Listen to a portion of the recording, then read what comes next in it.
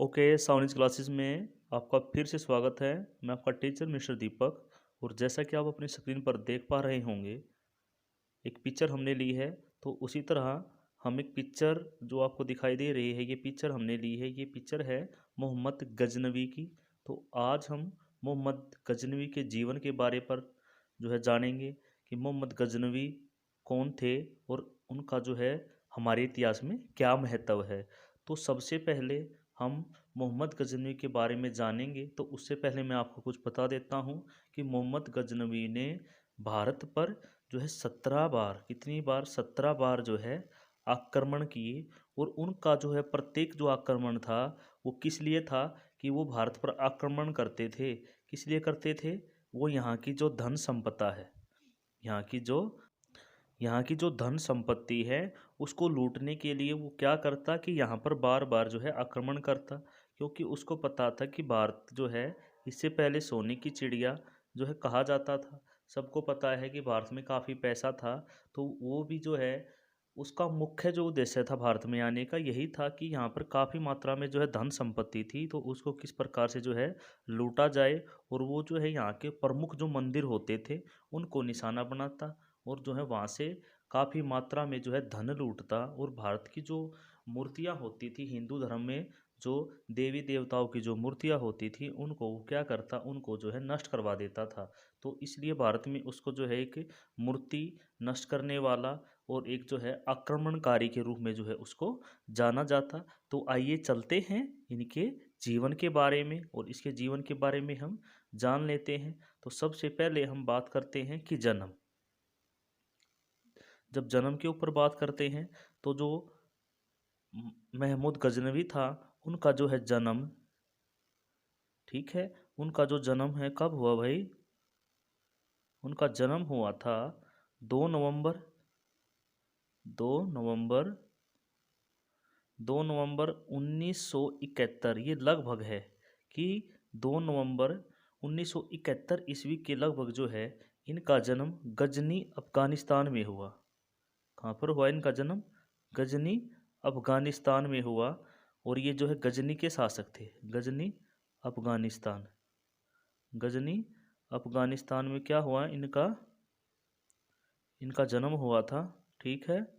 अब बात करते हैं कि इनका जन्म हुआ तो इनके जो है पिता का नाम क्या था। तो इनके जो पिता थे उनका नाम था सैबुक्तदीन। क्या था पिता का नाम? सैबुक्तदीन था। पिता का नाम क्या था? सैबुक्तदीन। और ये जो है किससे संबंधित थे भाई? ये तुर्क जाति से संबंध रखते थे, ठीक है। पिता की तरफ से ये क्या थे? ये तुर्की थे, ओके। और वैसे जो किसके शासक थे? सैबुक्तदीन कौन थे? ये इनके पिता थे, ओके। उसके बाद बात करते हैं कि राज्याभिषेक, इनका जो है राज्य अभिषेक, कि ये कब जो है राजगद्दी पर बैठे। ये 1002 ईस्वी, कब? 1002 ईस्वी के अंदर जो है राजगद्दी पर जो है बैठा, यानी राज्य अभिषेक हुआ इसका 1002 में, ठीक है। और अगर हम इसके धर्म के बारे में बात करें तो ये क्या था? ये सुन्नी इस्लाम में जो है विश्वास करता था, ओके। तो इनका जो है, अब ये वंश क्या है कि ये किस वंश से संबंध रखता था? तो ये जो है गजनी का शासक था और जो इसका वंश था उसका नाम है, मैं यहाँ पर राइट कर रहा हूँ। तो वंश क्या था इसका? इसके वंश का नाम था यमनी। वंश का नाम क्या था? ये यमनी, यमनी वंश से संबंध रखता था। किस वंश से? यमनी वंश से ये संबंध रखता था, ओके। यमनी वंश इसका क्या था? इसका अपना एक वंश था जिससे ये संबंध रखता था। उसके बाद अगर हम बात करें कि पिता की तरफ से ये एक तुर्की था, लेकिन मूल निवासी कहाँ का था? गजनी अफगानिस्तान का था। उसके बाद इसको जो है फारसी जो भाषा है, इसने महमूद गजनवी ने जो फारसी भाषा है उसको क्या था कि उसका पुनर्जागरण किया। और उसको पुनर्जागरण का मतलब है कि उसमें उसके उत्थान में इसने काफ़ी जो है महत्वपूर्ण भूमिका निभाई। अब बात करते हैं कि इसके दरबारी कवियों की। तो दरबारी जब कवि के बारे में बात करते हैं तो इसके दरबारी कवि में एक फेमस कवि थे जिसका नाम था फिरदौसी। दरबारी कवि में कौन था? वैसे तो कवि काफ़ी थे, लेकिन फेमस कौन था? फिरदौसी था, जिसने एक महाकाव्य जो है लिखा था। ठीक है, फिरदौसी, और उसने भी एक काव्य लिखा था। तो उसका जो काव्य है उसका नाम क्या है? मैं नाम यहाँ पर लिख देता हूँ कि फिरदौसी ने एक काव्य लिखा। काव्य का नाम क्या था? काव्य का नाम था शाहनामे। ये शाहनामे इसने एक काव्य जो है लिखा था। किसने? फिरदौसी ने। उसके बाद इसके जो है राज्य में अलबरूनी, उतबी और जो है फारूकी, दोबारा रिपीट कर देता हूँ मैं, और भी कवि थे, जिसमें कौन कौन थे? अलबरूनी, उतबी और फारूकी आदि जो है कवि भी इसके किसमें? राज्य में थे, जो इसके राज्य में क्या करते थे?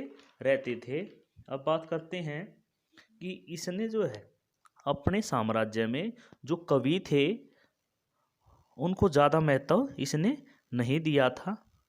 ठीक है, उसके बाद अब इस जैसा हमने पहले ही बताया था कि इसने जो है भारत पर कितनी बार आक्रमण किया? इसने भारत पर 17 बार आक्रमण किया। और भारत पर जब इसका पहला आक्रमण था तो पहला आक्रमण इसने 1001 ईस्वी में जो है भारत पर जो है इसने आक्रमण किया। कब किया? 1001 ईस्वी में। और वो जो आक्रमण किया था वो कहाँ किया था? वो गांधार पेशवा, वो जो है इसने गांधार में जो है पेशवा शासक, जो पेशवा गांधार पेशावर 1001 ईस्वी में गांधार पेशावर के पास जो है इसने किसको? जो हिंदू शासक था जयपाल को इसने हराया। ठीक है, 1001 ईस्वी में इसने किसको हराया? गांधार में पेशवार के पास जो है जयपाल शासक को इसने हराया। उसके बाद 1002 ईस्वी में इसने जो है सिस्तान खलूब को जो है बंदी बनाया। कब बनाया? 1002 में। और 1004 में इसने भाटिया को, एक भाटिया साम्राज्य था, उसने क्या किया था कि वो इसको कर नहीं पे कर रहा था, कर नहीं दे रहा था। तो कर ना देने के कारण इसने उसके साम्राज्य को अपने साम्राज्य में मिला लिया था। उसके बाद बात करते हैं 1008 ईस्वी में, कि 1008 जो है ईस्वी में जो जयपाल को जो इसने पेशवार के निकट जो है हरा दिया था, तो उसका बेटा था आनंदपाल। तो 1008 ईस्वी में जो है इसने किसके पुत्र को? इसने जयपाल के बेटे, जयपाल का बेटा था आनंदपाल। तो इसने क्या किया था कि आनंदपाल को हरा दिया था। कब हराया इसने? 1008 ईस्वी में आनंदपाल को हरा दिया।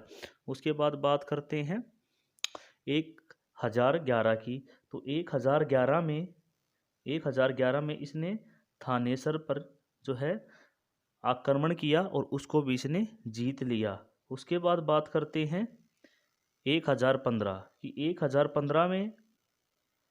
1015 में इसने जो है कश्मीर पर चढ़ाई की। कब? 1015 में। कहाँ पर कही? कश्मीर में। लेकिन वहाँ पर ये क्या रहा? वहाँ पर उसको ये जीत नहीं पाया और यहाँ पर ये असफल रहा। क्या रहा? असफल रहा कश्मीर में। उसके बाद 1017 की बात करते हैं। 1017 में जब ये क्या कर रहा था, कश्मीर से वापस लौट रहा था, तो रास्ते में जो है कन्नौज और मेरठ और यमुना के आसपास जो है मथुरा के जो शासक थे, उन्होंने इसको देखते हुए, इसके डर में, इसके भय में जो है अपने आप को, अपने राज्य को जो है इसके प्रति समर्पण जो है उन्होंने कर दिया था। बिना युद्ध के ही उन्होंने क्या कर दिया था? समर्पण कब कर दिया था? कब किया था समर्पण? 1017 में। कब किया था? जब ये कश्मीर से वापस लौट रहा था। उसके बाद बात करते हैं 1023 ईस्वी। अब 1023 ईस्वी में इसने क्या किया था कि 1023 ईस्वी में इसने लाहौर पर, 1023 में कहाँ पर? लाहौर पर जो है इसने आक्रमण किया। ठीक है, और उसको भी इसने जीत लिया था। उसके बाद 1024 का जो आक्रमण था वो निहरवाल कठियावाड़ पर किया। 1024 में कहाँ पर किया?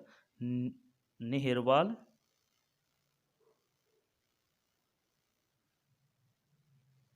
निहर निहरवाला निहरवाला काठियावाड़ निहरवाला काठियावाड़ पर इसने क्या किया, 1024 में जो है इसने आक्रमण किया और उसको भी इसने जीत लिया। इसका जो आक्रमण था जो ज़्यादा प्रसिद्ध है वो है सोमनाथ मंदिर का आक्रमण, और वो इसने कब किया था, 1025 और 26 में जो है इसने सोमनाथ मंदिर पर आक्रमण किया और वहाँ से काफ़ी मात्रा में इसने जो है धन को लूटा।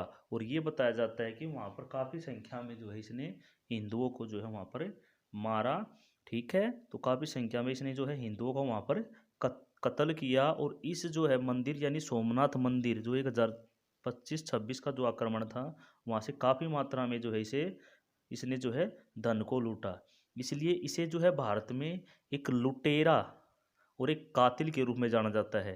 ठीक है, भारत में किस नाम से जाना जाता है इसको, भारत में एक लुटेरा और एक कातिल के रूप में किसको जाना जाता है, महमूद गजनवी को जाना जाता है। लेकिन एक इम्पोर्टेंट क्वेश्चन यहाँ पर और बनता है कि पाकिस्तान में इसको काफ़ी अच्छा जो है माना जाता है, तो उन्होंने जो है एक मिसाइल का जो है नाम इसके ही नाम पर रख दिया था। ठीक है, रख रखा है किसने, पाकिस्तान ने।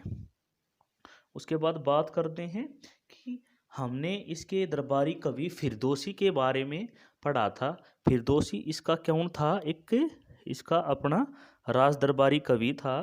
तो इसने फिरदौसी को एक छोटी सी कहानी है, तो कहानी के माध्यम से मैं आपको बताता हूँ कि फिरदौसी को इसने क्या किया था कि फिरदौसी के बीच और इसके बीच कुछ आपसी जो है और मतलब कह सकते हैं कि झगड़ा सा हो गया था कि जब जो सुल्तान था महमूद गजनवी उसने जो है फिरदौसी को कहा कि वो जो ईरान के जो राजा हैं उनके बारे में कुछ लिखे। तो फिरदौसी ने जो है 27 वर्षों तक उनके बारे में काफ़ी कुछ जो है लिखा। और जब वो अपना जो है नजराना ये कह सकते हैं कि जो अपना मेहनताना लेने के लिए दरबार में गया, तो सुल्तान के जो अन्य मंत्री थे तो उन्होंने कहा कि ये इसने जो काव्य लिखा है, जो काव्य लिखा है वो काफ़ी अच्छा नहीं है, इसलिए इसको जो है पूरा मेहनताना ना दिया जाए। तो इससे क्या है, फिरदौसी काफ़ी नाराज हुआ कि जो उसके प्रत्येक जो काव्य वो लिखेगा, काव्य के लिए उसने किसके लिए 1 दिनार की बात हुई थी, किसकी, 1 दिनार की, कि एक काव्य लिखेगा और क्या मिले देना पड़ेगा, 1 दिनार जो है वो लेगा। लेकिन जो सम्राट था उसने दिनार की बदले एक जो है दिनार ना देकर दिनार से जो छोटी मात्रा में जो दहर्रम होता है, यानी कि जिस प्रकार से 1 रुपया होता है और 1 रुपये से जो 25 पैसे होते हैं कि वो देने का जो है इसको कहा। लेकिन फिरदौसी ने उसको लेने से मना कर दिया और जो है वो राज दरबार से वापस आ गया। लेकिन वो वहीं नहीं रुका, उसने क्या किया कि उसने आने के बाद एक ऐसा काव्य जो है लिखा जिसमें उसने जो महमूद गजनवी था उसके बारे में उसने काफ़ी बुरा लिखा। तो जब जो राज्य के मंत्री थे जब वो राज्य में घूमते और देखते तो वो जो है लोगों पर उस प्रकार का जो है काव्य सुनते और वो जो है राजा के बारे में बुरा भला जो इसने लिख रखा था जो उसकी, तो उसको सुनकर उन्होंने क्या किया कि सम्राट को उसके बारे में सब कुछ बता दिया कि आपने उसको पूरा मेहनताना नहीं दिया, तो उसने इस प्रकार से जो है आपके बारे में जो है काव्य रचना की है। तो सम्राट ये सब सुनकर जो सम्राट ने सोचा कि अब किया क्या जा सकता है। तो मंत्री कहते हैं कि जो भी उसका मेहनताना है उसको दिया जाए। तो सम्राट जो है गाड़ी भरकर जो दिनार है गाड़ी भरकर ले जाता है दिनार की। ठीक है, गाड़ी भरकर कहाँ ले जाता है कि गाड़ी भरकर दिनार फिरदौसी के घर पर लेकर जाता है। लेकिन जैसे ही घर पर जाकर पहुंचता है तो उसके घर से जो है क्या जो जनाजा था वो निकल रहा था। जनाजा किसका जनाजा निकल रहा था कि जो फिरदौसी है उसकी मृत्यु हो चुकी थी और वो घर से बाहर आ रहा था, उसको लेके घर से बाहर आ रहे थे। उसके बाद उसकी बेटी को जब सम्राट ने ये दिनार देना चाहा तो उसने भी ये दिनार नहीं लिया, क्योंकि उसका जब जो जीवन था जब उसको ज़रूरत थी पैसे की तब तो सम्राट ने सहायता नहीं की और उसने अपना जीवन किस में बिता दिया, दुख और कष्टों में जो है अपना जीवन बिता दिया। इसके इस प्रकार से हम देख सकते हैं। अब हम बात करते हैं महमूद गजनवी की मृत्यु। कि मृत्यु के बारे में बात करते हैं कि इसकी मृत्यु, महमूद गजनवी की जो मृत्यु है वो कब हुई। तो इसकी जो मृत्यु थी वो 30 यानी कि 30 अप्रैल 1030 में हुई हुई। और देखो कहाँ पर हुई थी वो भी, गजनी अफगानिस्तान में जो है इसकी मृत्यु हुई। तो प्यारे बच्चों, ये तो था महमूद गजनवी के बारे में एक छोटी सी कहानी। तो आपको कैसी लगी, इसको जो है आप ज़रूर शेयर करें और कमेंट बॉक्स में ज़रूर बताएं कि क्या जो है आपको समझ नहीं आया और कहानी कैसी थी। और ठीक है, ज़्यादा से ज़्यादा शेयर करें और ज़्यादा से ज़्यादा अपने मित्रों और जो है अपने साथियों के साथ, अपनी क्लास के बच्चों के साथ और जो है दूसरे व्हाट्सएप्स और एफबी पर भी शेयर करें। ओके, कल फिर मिलते हैं एक नए टॉपिक के साथ। तब तक के लिए बाय।